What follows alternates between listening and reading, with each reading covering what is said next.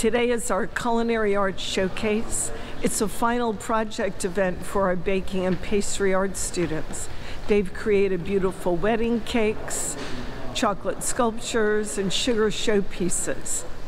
This is important for the students. It teaches them to reach higher than what they're used to doing. It teaches them to make a plan, to plan their work, and then to execute it. And these skills transfer directly into their jobs. We have students in every restaurant, hotel, and bakery within the community, and Wake Tech is everywhere. For the college, this is a showcase of what Wake Tech is capable of, how strong our baking program is, our culinary hospitality programs. We teach students how to, well, it's college for the real world, and that's what we're charged with, and that's what we deliver.